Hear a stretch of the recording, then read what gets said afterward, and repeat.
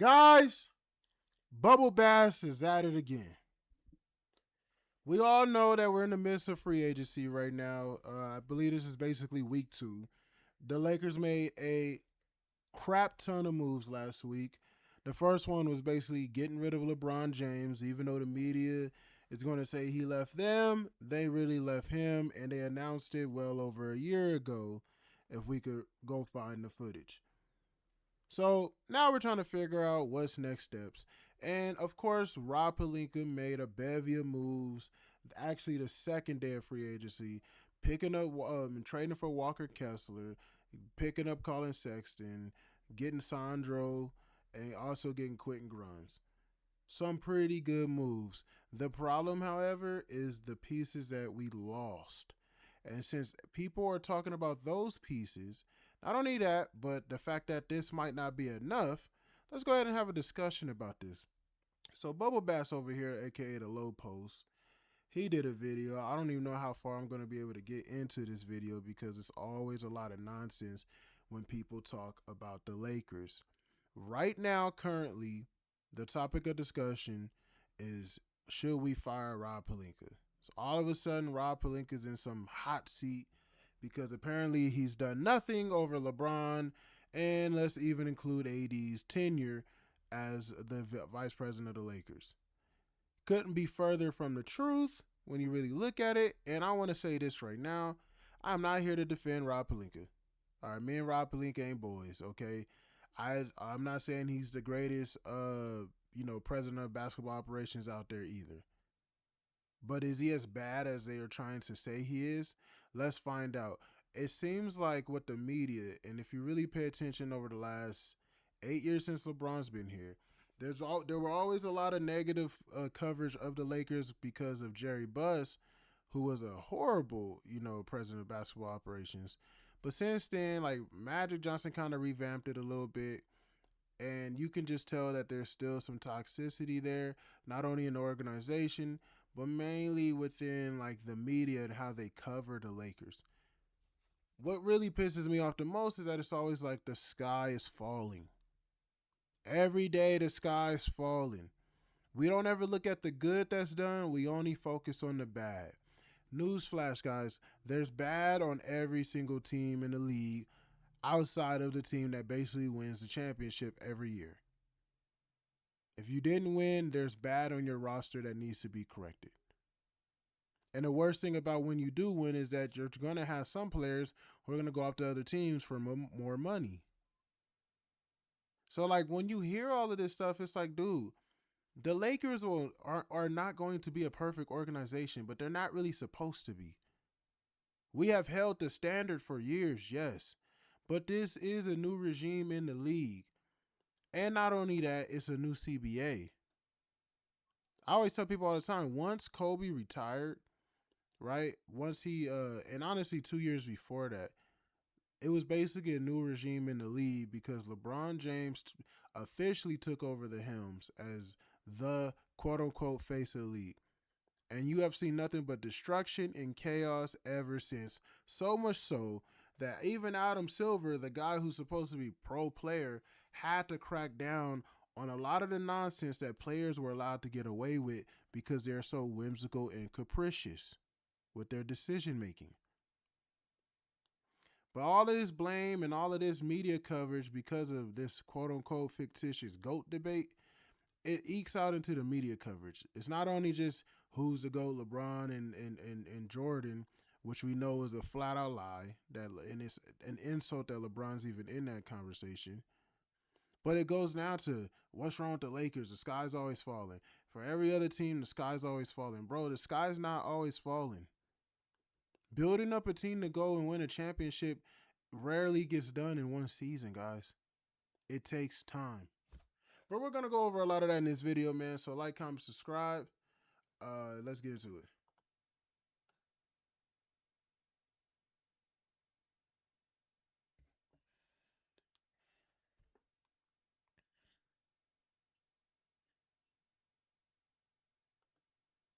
So I want to say this first. You look at these contracts. Colin Sexton is basically getting what $9.5 million a year. Okay, Sandro's getting 4 years, $52 million, and then when you look at Quentin Grimes, he's getting 4 years, $60 million. Now, when you look at all these contracts and you look at the players that you have, don't just look at the number, because I get it. $60 million seems like it's a lot of money to anybody who's basically getting $15 million a year.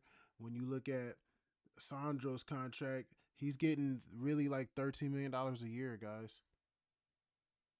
So I want to ask you guys, does this look like an absurd amount of money that they're giving to these role players? Does any of this look like an overpay to you?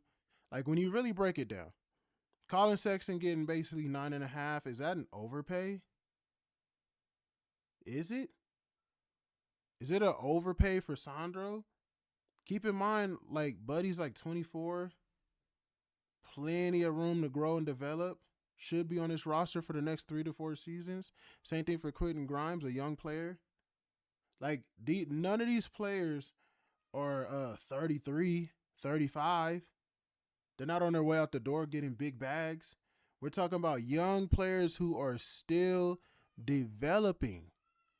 So you're basically paying for the ones that are getting 4 years, right? Because they probably got a player option, so it's really 3 years.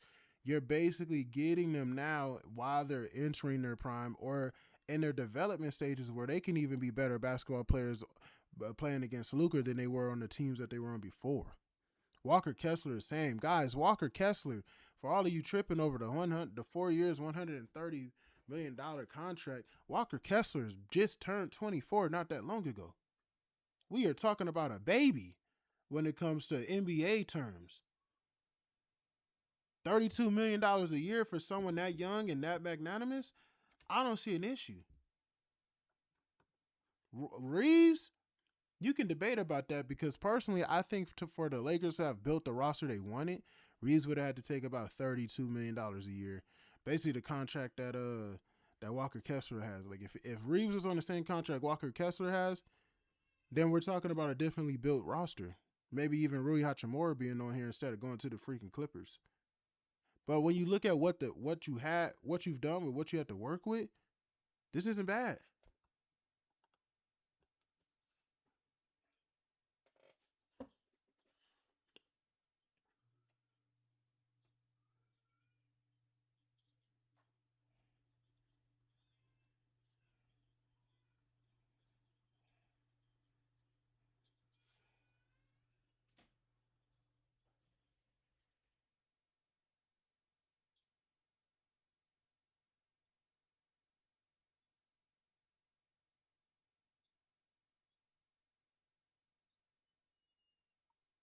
Okay, Bubble Bast. See, that's why I don't like it when dudes like him start talking, because you could just hear the fanboy off of them. Whether they say they are or not, it's fanboy shit, bro. Let's talk about LeBron, right? How is LeBron holding back this roster, right? Is LeBron telling him, no, don't sign any good players? I want nothing but garbage around me? No, but he doesn't have to. The way he's doing it is with his wallets. LeBron James is basically getting 35%. I did this in the previous video. He was getting about 33 to 35% of the salary cap by himself. I'm not even talking about just his dollar amount. So for basketball purposes, on the court, production, is LeBron James giving the Los Angeles Lakers 35% of their production? No. Not in a positive light. Just the season before this one, he was a minus 41 in the plus minus. He been stopped playing defense years ago, yet no one seems to notice, because they only want to criticize Luka and Reeves, who, by the way, they play better defense than freaking LeBron, because he will leave his team on the other side of the court playing 4-on-5 defense while he's sitting there arguing with a ref. And he does it very consistently. So all this talk, if LeBron really did want this roster to be as great as it could have been, him and AD, yes, should have taken pay cuts.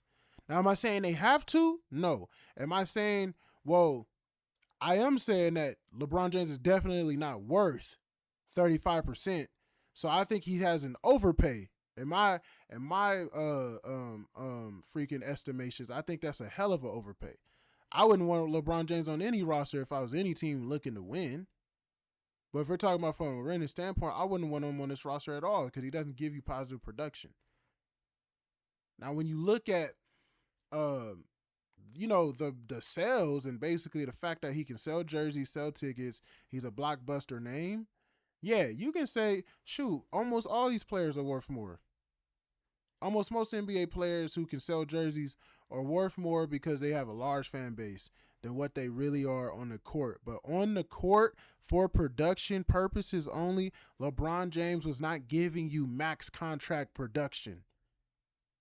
I don't give a damn about, because people come out, well, he made an all NBA team. He's also the same dude who got reported by Rick Bucher, I'm sorry, to be emailing other GMs and them, basically trying to punk them into voting him, right? All the voters, he's emailing the media people and trying to tell them that they need to vote for him for all NBA teams, MVP conversations, and all this other shit.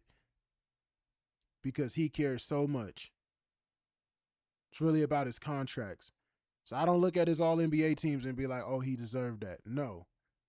Half of the ones that he gets are basically a hand job by the league. And we all know that LeBron loves the stat pad. There's too many videos of him just this season trying to keep his 10-point streak alive and trying to get a triple-double where he's over at cussing out Austin Reeves for getting rebounds that he wants so he can pad his damn stats. Maybe the NBA and the FBI needs to investigate that. What is that about? Was there an over-under that night? Since Malik Beasley and other previous Lakers who played with LeBron love to cook the books.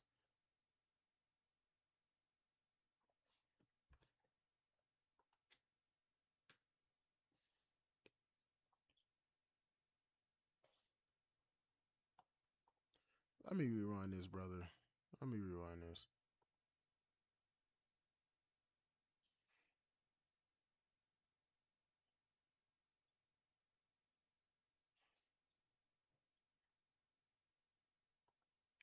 Bubble bass. Bubble bass. Bubble bass. Come on, man. Come on, dude. No one's saying Rob Pelinka's handicapped because LeBron's forcing him. All of that may be true, but that wasn't even the narrative. Rob Pelinka's handicapped because LeBron's making 35% of the cap. AD was making about 30% of the cap.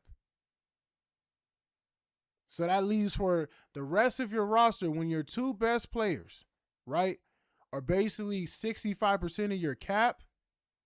What are you supposed to do with filling out the rest of the roster when there's a 15-man roster and you have to find 13 more people? You can't go grab a top-tier talent because he's going to demand at least 20% of the roster. Then you're stuck with trying to fill out the rest of the roster when you do stuff like that with change. 15% left.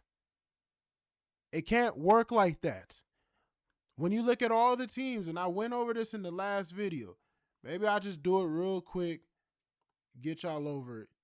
But when you look at the last couple of champions, whether it's the Nuggets in 2023, whether it's the Celtics in 2024, and you look at how they were able to fill out this team using their salary cap, right? Which Luka's not even getting paid this year as much as LeBron got paid the year before. LeBron is about getting his coinage. That's what he's about.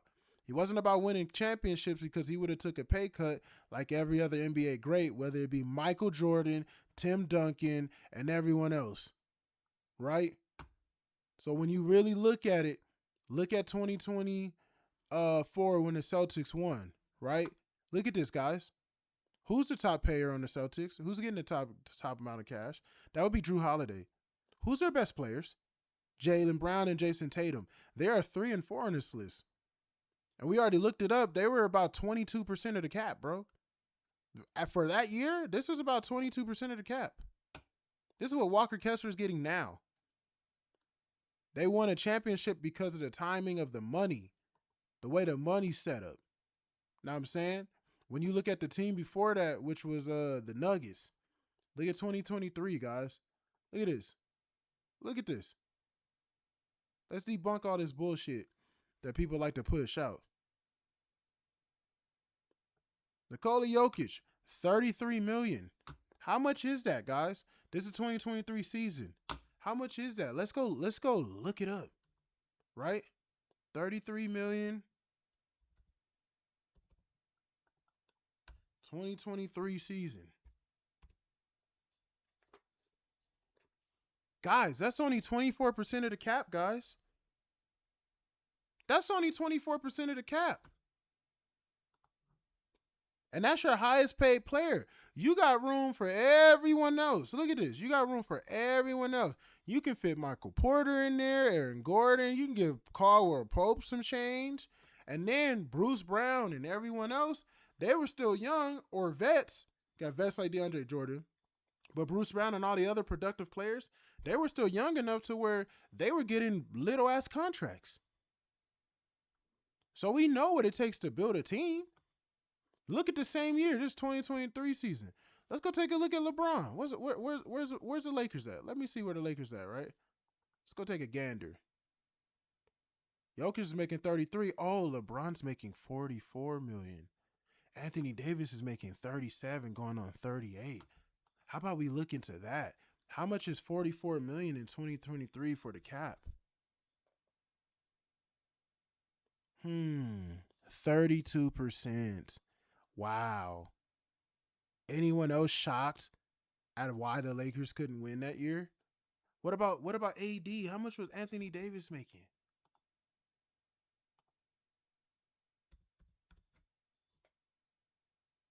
Hmm. 27% of the cap. Salary approximately 29. Oh, sorry. 29% of the cap. 29% right here. So basically 29.9, that's 30% of the cap. So Anthony Davis is 30% of your salary cap, right? LeBron James for the same year. Oh, sorry. He's actually 35% of the salary cap.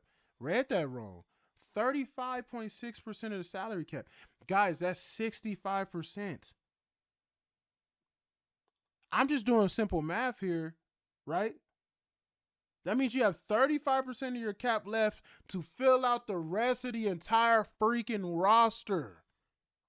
How are you supposed to get that done and have all this talent to where it's just overflowing with talent, where you just are overwhelming favorites to win? And the Lakers, if you look at Rob Pelinka, look at this roster, given the fact that he got rid of freaking Russell Westbrook the same exact season, I say he did pretty damn good. He was able to turn that horrible contract into 1 year left of an expiring D'Angelo Russell.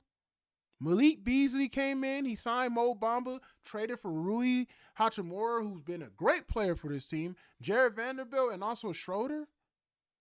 Austin Reeves is still a rookie, so he was on a positive contract. Guys, can we stop it? I just want to know, like, can we, at this point, can we give this shit a break? Can we give it a break? I'm sorry. Let me pause that. Raw video. Can we give it a break? Can we give all the nonsense a break? Because at this point, I just get tired of hearing it.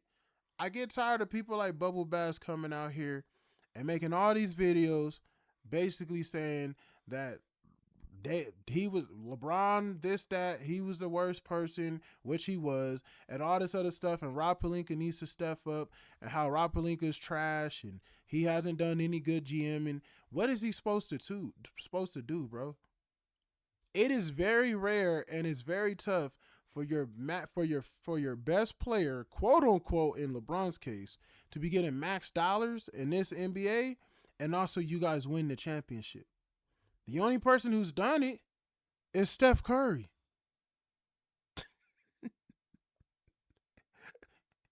The only dude who's gotten it done is Steph Curry. So whatever roster they build around LeBron with whatever money they have, because we're not finna go down here, because we can't do this. And you can tell me if for that specific reason, was that player worth the amount of money they got? And 9 times out of 10 for the Lakers, you're probably going to say yes. Either that or you're going to say they're completely garbage because you're a LeBron brainwashed idiot. Bet you everybody wishes they had Rui Hachimura now for $9 million. They jumped for that. Oh, but when LeBron was here, he was trash, right? So when you really look at that, when you look at what's going on, when you look at how teams are supposed to be built, it's not Rob Pelinka's fault. If LeBron was chasing championships, like if he was trying to get to the finals, he would have took $10 to $15 million less per season. And then they would have been able to get someone like Aaron Gordon to come fill the roster spot. I mean, someone of that talent. Basically a borderline all-star as your number 3. You ain't doing that with 2 dudes getting the max. It's not happening. Taking up 65% of the cap.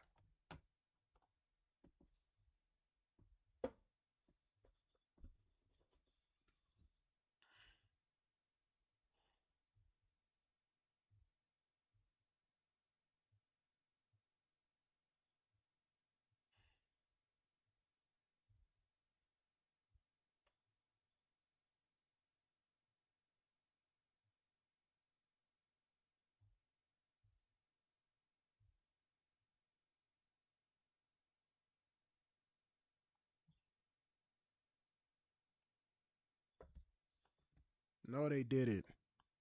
This how you know motherfuckers be lying, bro. Either he wasn't following the story all the way, or which means he doesn't know what he's talking about, so he should probably just shut up, or he's just making up a lie. Both parties wanted to part ways. Whatever, what clues did you have? And all of this has happened in the last month, and the fact that the Lakers said last year they were ready to move on from LeBron. What do you have that says, oh, LeBron wanted to leave LA too? He's taking forever to pick a team. If he wanted to leave, he would already have his team picked, ready to go. They'd be ready to take him in. The truth is, he probably has no offers, no legit ones that ain't the vet minimum. Not that many teams want to pay LeBron max dollars, or they can't do it, or they're not willing to gut their roster to do it, which means that they don't want him for it. He's not worth it. Because if it was Giannis just free, if Jokic, Giannis, Shea were unrestricted free agents, best believe all cap will be thrown to the side. Teams would gut their entire roster. We just saw the Heat do it. Somehow, some way, y'all keep going with this notion that LeBron's of the same ilk. Well, why aren't they gutting their roster? Even if it's for 2 years, they do it. Why aren't they gutting their roster? What's the problem? That's how you know they're full of crap. And then when he talks about the players, let's talk about Marcus Smart and them. But you know what? I'm gonna do that in the next video because that's something that's very important that we need to get into, because that's where it looks concerning, but there's a reason behind it. So let's break that down in part 2, man. I'm about here.